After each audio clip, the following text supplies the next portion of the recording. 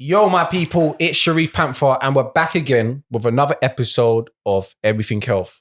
Thank you all for your support. I'm here with my co-host, Min, life coach and therapist.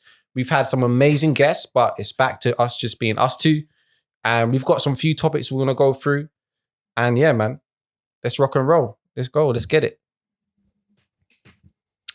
So, we were talking about self-help books. Yeah. What is your take on self-help? It originated because I put up a tweet, which I shared on my story, saying, how many self-help books you're going to read until you help yourself? You know what I'm saying? I got some engagement from that. It was straight to the point, and it probably hit a few nerves, and it also was probably a realization for a few people. My take on self-help books at this point in my life, after like going through them, all the popular ones over the last 10 years, is at the end of it, I can't remember the last one I read, which says a lot about it. They all say the same shit. And they all carry the same message, just said in a different way and from a different perspective.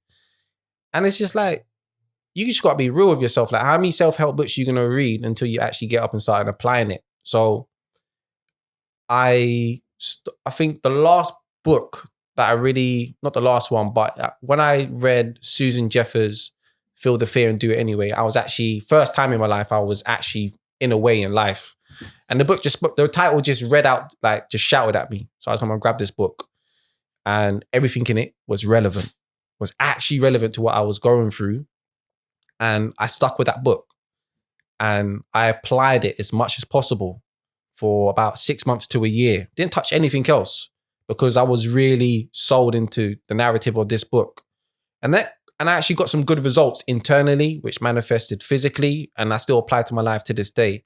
And I think the difference between that book and all the other ones I read was because I actually took time and I applied it to my life. And I think if you look at things for what they are, the self-help industry, all these motivational speakers, it's a money-making business. And they are smart enough and good enough and experts enough where they know what makes people part with their money. They know what you want to hear, they know what you need to hear, and they know what will get you feeling like, yeah, this is exactly what I like. This is, you know what I'm saying? And then it's a money-making business at the end of the day. And I feel the whole industry has lost its integrity over the years. And now everyone is a self-helper. Everyone's a motivational, and it's been diluted. And we're just at a point now where people are just reading self-help books just for a sick little weird kick to turn a page and hear something you already know. You just heard it in a different way. And now, okay, I can't wait for the next one. What's next on my list of self-help books? And it's like, what are you doing now? What are you getting from this now? Because you're not applying it. Don't you think that it's just a reflection of where humans might be generally, where they're always seeking external direction, validation. And if they don't seek it in the book, then they're going to seek it from a person, music, from a celebrity or a movie, famous person. Exactly. Yeah. So even the things that they're doing without choosing the book, subconsciously, that same mindset is going to continue to choose, even down to the Netflix movies. Everything is more about distraction, and also it gives them a slight fulfillment for that moment. It's a cheap endorphin release. It's an instant gratification, which is disguised as a long-term gratification, as a delayed gratification. So you think maybe the fact that people are not applying it and they're not saying, right, this is the one that speaks to me. I'm going to do the work here. And then I'm going to have a check-in point and see where I go from there. So you're saying it should just be used as a introduction, a direction, something which is supposed to motivate you. But don't you think that's echoed also in the motivational speakers that we see now? They are mimicking the famous person or the influencer, or everything seems very gimmicky. It seems like sales, marketing, quick fixes. And before you know it, you're being sold something which you probably can't afford. It's a funnel. It's and a I funnel. know the funnel because I've got someone in the industry and they sent me their funnel. How do you do it? I'm not going to expose it because I'm not going to cop block his bread. But there's a step-by-step way you get someone to part more and more of their money. In between those stages is psychology, the ability to tap into someone's emotional buy-in, their emotional triggers. You have emotion and you have money. Money's relevant as it stands. If I can make your emotions take over at this point and make that the most valuable thing, the money becomes less valuable. And it's an exchange. I'm going to give you the emotional desire you require now in exchange for that money in your pocket. But isn't that with everything? Because that is what marketing I did it for years. is based on. I did it for years in sales. Remember when we worked in the same gym together? Yes. I went on a course years before that, an NLP course and a sales and psychology course. It was a 5-day crash course, 8 hours, all about how to get someone to say yes at the end of the deal. And I was like 20 at the time. So I was exposed to this very early on. The ability to meet someone for the first time and build an emotional relationship, which should take years. And then from that, at the end of it, your rapport and trust in me, because trust is at the end of it. Trust is the most important part of the sale. So if I can get you to trust in me more than the brand you wear, more than the movies you love, more than the partner you sleep with in this moment, because I can raise that emotional connection we have. When I say, do you want this option or that option? What suits you? I've increased my chances massively for you to choose an option. I didn't tell you I didn't tell you, do you want to buy this? Which one suits you? I've assumed already you're going to buy it. So you're in the driving seat. I'm holding the sat nav to the destination. I'm just increasing you to go down my road more and more. And these people are very aware of that. This ain't nothing new. Someone is listening to this. He's just hotting up the game. But that's just what sales is. People like to be sold to in an amazing way. And the amazing way is when you don't know you've been sold to. You know, and yeah, it's that this is what these guys do. They have I appreciate it for what it is. As someone who drove sales for years, I can see it for what it is and I can appreciate it. And it's an art. It is an art. And there's a passion to it. And I enjoy everything about it. And sometimes I can recognize when someone's doing it to me, just based off their charisma and their conviction and the way they get me into it. I may not even want it, but I might just support you just to help your hustle. And that's how much power there is in the world. And yeah, these self-help books, they do that.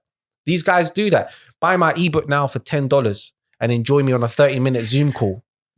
And in that 30-minute Zoom call, what you think you're getting is free information. It is a script, which has a way to bring you a wave of emotions. By the end of it, now you buy the high ticket option at the end of this. Now, if you want more, it's £500. At the end of that, come away with me to my big event with 500 people and it's a £600 ticket. It goes on, it's endless. You're just drying them and knowing that these people, what you're getting from them is money based off something you know that they don't. Do you think that now it's become a slightly promoted version of a car salesman where you knew if you're going to buy a car, the person that's coming to you, you know what the dance is, you know what the expectation is. You know they wouldn't be coming into this car lot unless they were coming to meet a car salesman. And then now it's become a thing where the person has been promoted and elevated to a place where their ego could very much override the fact that they are there to provide maybe a service and options. Now what it's become is a complete entanglement of, I am your God. And that, to me now, that is what frustrates me. I feel like it's a little bit dangerous. I feel like there is this fine line between I'm going to help you or I'm going to hypnotize you or use NLP techniques to make sure that you stay loyal to this brand and for you to then think that I'm almost like your therapist. Do you know, on this course, yeah, like 4 days in, when we start getting to the meat and bones of the sale, which is the rapport building, the conversation, the discovery of the person. And I was watching it. He was doing a demonstration. He was doing a role play. We did role plays like 5 hours a day. So it was instinctive what you were saying. And I was watching him do this. And I stopped him and I said, Joe, aren't we like hypnotizing these people to do something that we want? Because it's a step-by-step process to get someone to do something that you want. He turned around to me and he said, but I actually believe that this brings value to them. So I was like, okay, right, okay. That's interesting. That's interesting. So for years, and I tell you that, I went into my gym. Based on what I did, I was smashing sales. This was Fitness First before I met you.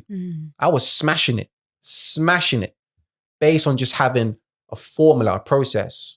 Along the way, I lost the purpose behind what I was doing, and I was chasing the money. And then there was a period where I wouldn't hit my target as easy as it was before. It didn't come as easy. I had to work for it. And then I'm going to big him up, Mark Warren. He introduced me when I was 21 to my first dose of self-help. I was having a bad day, just wasn't getting appointments in, wasn't closing sales. He's been into this stuff for years. He said a quote that I've got tattooed on my skin. So this Mark Warren, you know already, innit? My guy, Bosch. Yeah. So he said, all right, cool. No worries. I'll tell you what. He went downstairs and he brought up my first ever can of Monster Energy drink, which I'm still abusing to this day. Thank you. So I'm disgusted. Listen, it's a problem. He put this big can of energy monster drink on my desk, got up his phone, and it was Tony Robbins' TED Talk on Your Why. Yeah. Now I'm 21. The only thing that's been motivating me to that day is 50 Cent Get Rich or Die Trying and the local Tyrone drug dealer. That's what my influences are. You know what I'm saying? He put that on, gave me the monster, and he said, drink this while this is playing. And it was 20 minutes long. So I'm drinking this. I don't even drink coffee. This thing's got taurine, caffeine. It's got everything you need to hit the roof, like NZT Limitless, yeah? I promise you, hearing that man talk about your why, and that has to, if you're not getting what you want, it's not the finances, it's not the resources, all these things you think is stopping you from getting to your goal. You have to ask yourself, why are you doing it? Find your why. And at the end of it, it made me come back in the room. I was jacked up on caffeine and taurine, and my potential as a person went from here to there. I literally transformed. And remember, I said, every time I pick up this phone, I'm going to change your life. I'm going to do something that you actually want to do. You've inquired. I have your details. So in my head, you want to change your life and you want to feel better about yourself and you want to do something different. So when I talk to people different, just based on that. So that experience there, I said all that to say this. Basically, you have these people who just know the formula. And it's a numbers game to them. You apply this process, tell them what they need to hear to get them to this point emotionally. And fingers crossed they buy. The person with integrity, the car salesman who owns his own car garage, isn't working for a manufacturer brand. He goes to the auctions and scouts and buys cars, builds them up to scratch and sells them in the best conditions possible and wants you to have the experience of the car that he wished he had when he was buying a car. The two different whys, two different processes, but you're able to meet that person emotionally. But you know where I'm going with it. I think that's exactly what's missing is the car salesman who's going to the auction. It's almost like the person who's baking the cakes or the person who's digging up for the crystals or the person who's sewing the clothes, as opposed to then going to Amazon and where a robot has just sourced and taken the profit and will get it to you quickly. Yeah. We're in a time where like I was saying earlier, instant gratification seems to be that seems to be the drive. So therefore it does feel like these so-called motivational speakers are the drug dealers. And then people are becoming fiends. And what I've also noticed is that there seems to be a huge throw around of ego, masculinity, and adrenaline. So for me, it just feels like the men or the masculine energy within people has not been tapped into because we're not living in our natural states as people, and men or the masculine energy has not been, the rumble in the jungle hasn't happened. And so therefore, when someone who comes along like Tony Robbins, he's tapping into that real beast inside you. And it's almost like if you were maybe even back in the day, or you had a masculine role model, or the father or the uncle, the neighbor, and a relationship with the granddad, you're going to get the wisdom, but it's going to take you years, like you said earlier, to build that actual genuine relationship and to highlight integrity. Yeah. So that's missing, and I can feel it. And then I meet a lot of men in the spiritual community, men who generally are there to help. And all their clients seem to be women who have come to me and they're in complete disarray. Yeah. Why did I just give £3,000 to this person when men, I have learned more about myself in one session with you. Again, I don't name and shame, so I'm not going to say, but I saw the pattern on social media, and these so-called helpers, and I'm sure they have the best intentions, but like we always say, hell is paved with good intentions. Yeah. So I don't disclaim what they're doing doesn't work. I'm saying that they lose sight of the person being unique and individual, and it just becomes another person who's paying them. Yeah. So like the personal trainer client relationship is quite sacred, very sacred. And then you've got personal trainers who are just going to be counting your reps out. Listen, it's that. There's a scary thing happening at the moment for personal trainers. Tell me. I don't know if you've come across it, but you'll scroll on your timeline or on your story. Are you a personal trainer and still doing one-on-one sessions? You are missing out on a huge opportunity. These fucking bastards, they disgust me. Because they know personal trainers they're not salespeople naturally. A real personal trainer just wants to train people, but they don't have the clients because they don't have the other skill set. So we're in the olden times, or before social media, if you was a personal trainer, is because you just love training people. And you would be broke for years before you built up your clientele base, like a hairdresser would, like a nail technician would, like a barber would. You would sit in that one chair and be that guy. No, you ain't got no customers. You'll be that person for time before you build up a loyal clientele base.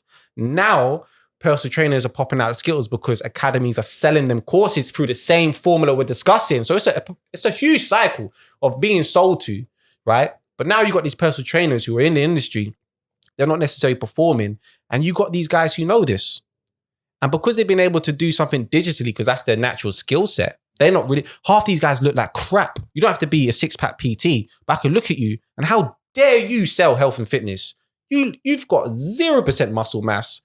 You just look, technically you're obese. Like your visceral fat is clear and evident. Like I can see it, but you're telling people that they should buy an online sales PT course from you, and you're going to be their PT mentor, and you're going to charge them a high price ticket for it. And it's going, and these personal trainers are falling victim to it.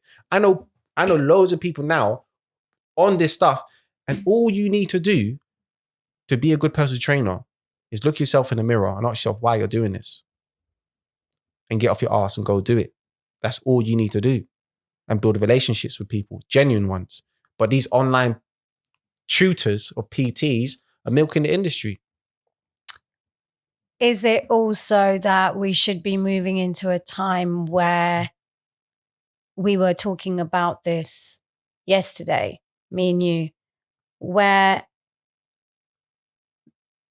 the fitness industry and just general health, the approach to health is so blurred with not wanting to offend that there seems to be this forever widening gap of what good health actually is from a health professional like yourself and myself, where mental health comes into it, where emotional stability comes into it.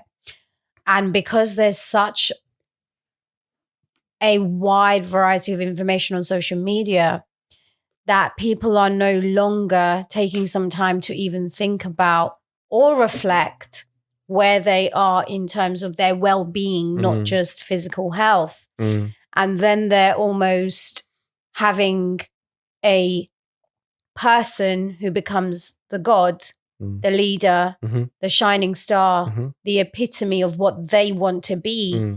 And it's just this forever hamster in a wheel situation. It is. Yeah. I can't even expand it. That's just what it is. It's this endless cycle. It's an endless cycle, you know. And there are people out there who do it with their whole heart, genuine intention, and are honest with themselves and how they structure their business. There are those, don't get me wrong, they're there, but they haven't got 1 million followers. They're the PTs that, I know PTs that are smashing it. My first PT, shout out to you, Gym Hype, Instagram. He don't have any followers, but he's mashing it because he has a community of people. He really cares for them. He's in their family. They take him on holidays. He's at their Christmas dinners, and it's a small knit community of families. And he provides a value to these, and they all know each other. He provides a value to them, and they provide a value to him. And it's not necessarily time for money. It's deeper than that. And that's the person you want to be. You don't need 1 million followers. If you have that skill set where you just clock the internet and you can do something, you can help millions of people, then cool. I decided because there's like so many people thinking, oh yeah, you can help millions of people. No, you're just trying to scam millions of people out of their money. You know what I'm saying? Do you think there's a good medium where we can say, if we know the why, as you said earlier, then it becomes supply and demand? Do you know what? Someone put up a post and it made sense. If you lined up all the personal trainers and everyone had to charge the same amount, who would be successful? Out of hundreds of thousand PTs around the world, and they were only allowed to charge this amount, what would differentiate who was successful and who wasn't? I think it's going to be down to social media presence. Take social media out. All right. It would be results for sure.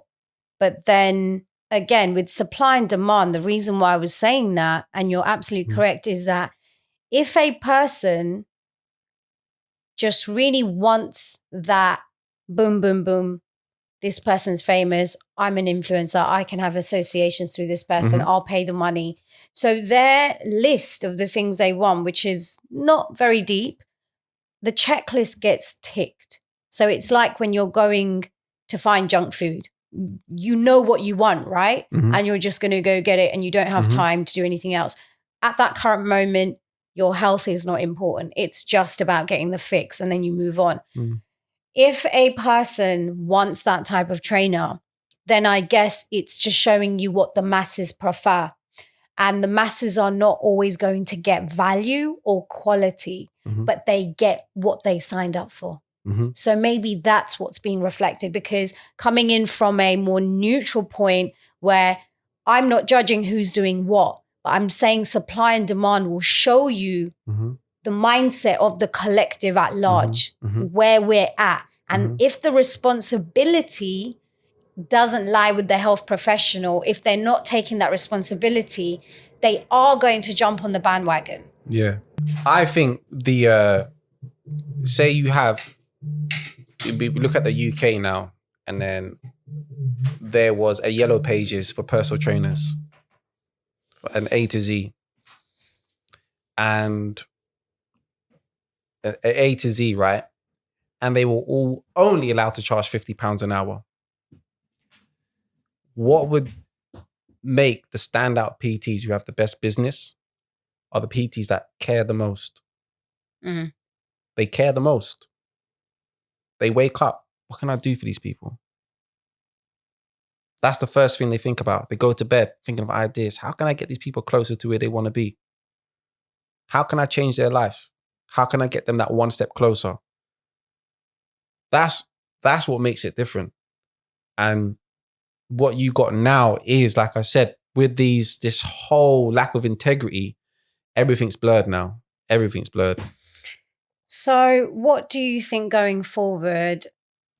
What do you think that could change on the side of not only PTs, but we can only be responsible for ourselves?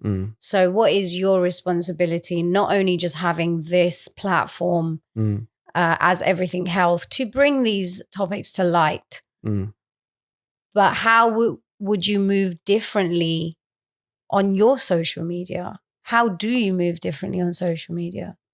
Number one, listen, this jars, man, yeah, is I don't ever say sessions now available.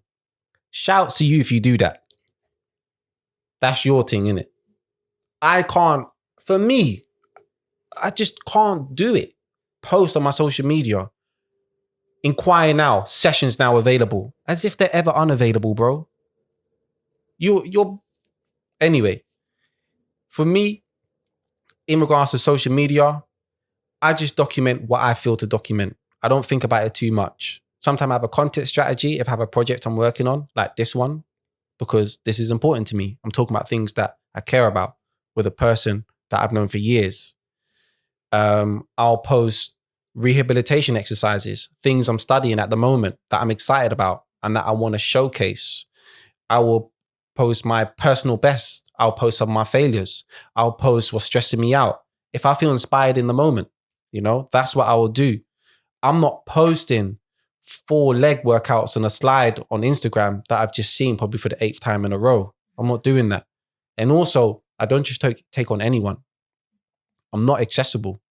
I have my clients. I'm happy with them. And I'm going to work onto them until there's no more work to be done. They move out the area, lifestyle changes, whatever may happen. I turn down people. I don't want to train. Not that I don't want to train you. I can't train you. I've got what I need, but this is what I can do in regards to help. This is what I can provide as a service. What so you're advice providing value because you know your value. That's what it comes down to. Yeah. And you have the human approach, which I think we're moving into that time, just looking at the whole collective, just looking at where we're at. People are no longer enchanted. We're moving into that era. You could say there's been a shift of mindset, consciousness, and just the way we are more aware of our own depth, our own substance. So once we become aware of that ourselves, we can only meet others where we've met ourselves. So now it could be a thing where we could be shifting into substance plus value plus integrity plus the human approach. And I'm a firm believer in this, which is why I am a firm believer in this podcast, in Everything Health. Nobody else is doing this. No one's talking about it. Everyone is in scarcity where they are saying, if you sign up now, and it's just this whole pound shop attitude where, wow, am I in the market? Like I said before, not everything goes right. Lockdown and pandemic's out of my control. My business did take a hit for a short spell. But what did I do? I got back on my hustle, got back on my grind. What I did was I started talking to people, having genuine conversations and seeing if I can align value to you. No one ever sees me advertise. No one ever sees me advertise on social media or send out leaflets or do these things or send out emails. I don't do that. I constantly try to talk to as many people in person first, have as many conversations in person first, and then build relationships through people, through messaging or someone I know. But I try to make it as real as possible. And I try to tap into that area of their life. Where are you with this? This is what I'm doing. Come and sit down with me. Let's have a conversation. I take my time with it. But that's what I advise personal trainers to do. You don't need a mentor. I had a business where I mentored PTs. And I didn't charge thousands of pounds. I charged like just for my time for the day that wouldn't be for my clients. And I gave you a whole weekend with me. You know what I'm saying? And it was small groups. And I did this for a year with one of my friends, Junior. We did this for a year. And I still have relationships with everyone that came in some shape or form, some better than others, with those people that came in the room. And they're going to be there forever. You know? And even when they left the course, because I wasn't trying to hit some mad sales numbers, shouts to Dylan, shouts me the other day, how you been, bro? Just checking in on you. I work directly with 2 PTs that I've mentored. You know, I still have close touch with these people. So my advice, you know, if you're a personal trainer and you're seeing these adverts or you're being sold to or you're picking up a self-help book, put it down, man. Just ask yourself, why are you doing this? Get up and go and talk to people and have meaningful conversations as much as possible. That process there will get you what you want. Never chase the money. Chase the why, chase the intention, chase the goal, chase your passion, care for people. And it will come in time, in quality. So yeah, amazing. That's just amazing. I think you should run for president. And I was thinking mayor first for Brent. And then see where we go from there.